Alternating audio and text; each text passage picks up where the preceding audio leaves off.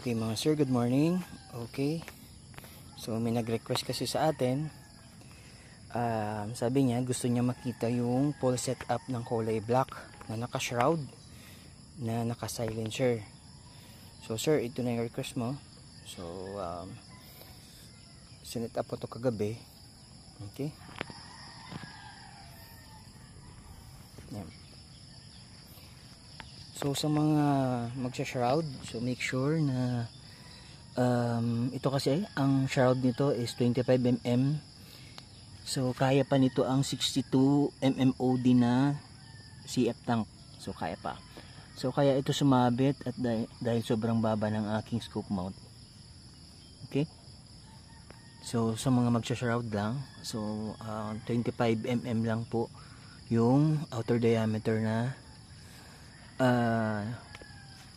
nakaset dito. So hanggang 62mm na CF tank. So yan po ang ano natin. Okay.